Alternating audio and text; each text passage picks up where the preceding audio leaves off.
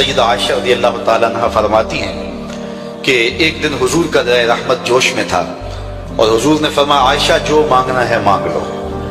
میں نے عرض کی یا رسول اللہ اگر آپ اجازت دیں تو میں اپنے باپ حضرت ابو بکر صدیق رضی اللہ تعالیٰ عنہ سے مشورہ نہ کر لوں کہ میں نے کیا مانگنا ہے؟ تو فرمایا کہ جاؤ مشورہ کر لو، مشورے کی اجازت بھی ہوگی۔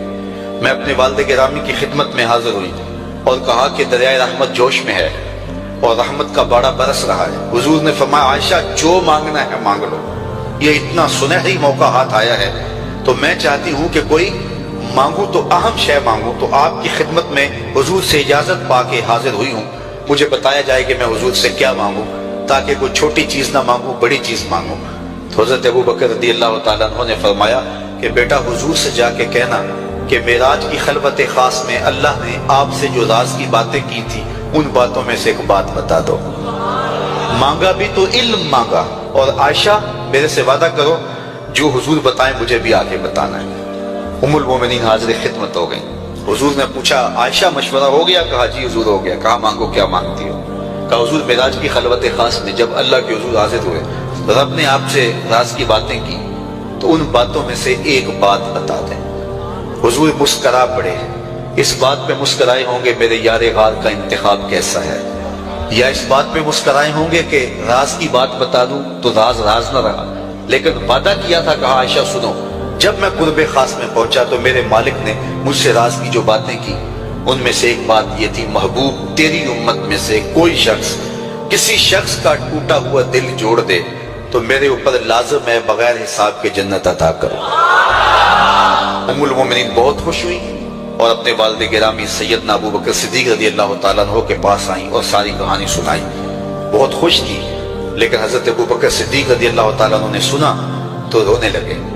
تو ام المومنین سیدہ عائشہ رضی اللہ تعالیٰ عنہ نے عرض کیا میرے والد گرامی یہ بات رونے والی تو نہیں ہے، ہم بسا اوقات کسی دکھی کے کام آ جاتے ہیں، کسی کا دکھڑا بیٹھ کے سن لیتے ہیں، کسی کی ڈھارس بنا دیتے ہیں، کسی کے کام آ جاتے ہیں، یہ تو بخشش کا بہانہ ہاتھ آ گیا اور آپ اس پہ رو رہے ہیں۔ تو فرمانے لگے عائشہ اس کو معکوس بھی پڑھو، تصویر کا دوسرا رخ بھی دیکھو، اگر کوئی شخص کسی کا ٹوٹا ہوا دل جوڑ دے تو بغیر حساب کے جنت میں جائے گا، اس کا دوسرا رخ یہ ہے اگر کوئی کسی کا دل توڑ بیٹھے تو سیدھا جہنم میں جائے گا۔ میں اس بات پہ رو رہا ہوں کہ ہم سے کسی کا دل نہ ٹوٹ گیا ہو۔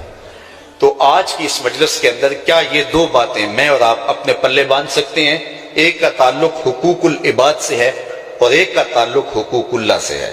حقوق اللہ میں سب سے اہم چیز نماز ہے، اور پہلا سوال قیامت کے دن نماز کا ہی ہوگا۔ بلکہ حضور نے معراج میں جو مختلف مظاہرے دیکھے ان میں ایک چیز یہ بھی دیکھی، کچھ لوگوں کے سر پتھر سے کچلے جا رہے تھے، پھر صحیح ہو جاتے، پھر کچلے جاتے۔ جبریل سے پوچھا یہ کون لوگ ہیں؟ تو کہا آپ کی امت کے یہ لوگ وہ لوگ ہیں کہ جن کے سر نماز سے باری رہتے تھے۔ نماز کا کہو نہ بے نمازی کو، تو وہ پہلا بہانہ تو یہ لگائے گا کہ میرے کپڑے ٹھیک نہیں ہیں۔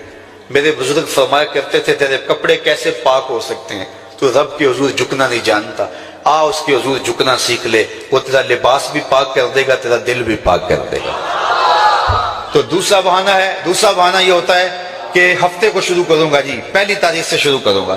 یہ وہ بندہ کہہ رہا ہے، ہفتے کا وقت وہ دے رہا ہے جس کے پاس ایک لمحہ بھی اپنا نہیں ہے، جس کو یہ نہیں پتا کہ اٹھنے والا اگلا قدم کہاں ہوگا۔ وہ کہتا ہے انشاءاللہ ہفتے سے شروع کروں گا، فجر سے شروع کروں گا۔ میاں اللہ کے حضور بلاوا 5 وقت ہمیں آتا ہے، حی علی الصلاۃ حی علی الفلاح۔ کتنے بدبخت ہیں کہ جو پکار کے اٹھ کے اس کے حضور حاضر نہیں ہوتے۔ 5 گانا نماز شعار زندگی بنا لو، اور ہم یہ پکا عزم مصمم کر کے اٹھیں، اتنے زور سے ہم ارادہ کریں کہ شیطان بھاگ جائے، ہماری ہوا سے بھی بھاگ جائے۔ یہ تو اتنے پختہ ارادے کے ساتھ عزم کر کے جو ہے وہ آج ارادہ کر کے یہاں سے نکلے ہیں کہ وہ فجر کے وقت ہمیں بہکانے میں کامیاب نہ ہو، ادھر اذان پکارے ادھر ہم دوڑتے ہوئے اللہ کے گھر کی طرف پلٹ آئیں۔ ہم یہ عزم کریں کہ آج کے بعد نماز نہیں چھوڑیں گے۔ اللہ مجھے آپ کو 5 گانا نماز کی توفیق نصیب کرے، اور ہمیں توفیق نصیب کرے کہ ہم کسی کے دل شکستگی کا سامان نہ کریں۔ ٹوٹے ہوئے دل جوڑ سکیں تو ضرور جوڑیں، اور کسی کا دل توڑنے سے ہم گریز کریں اور اپنی زندگی کو ایک خوبصورت پیغام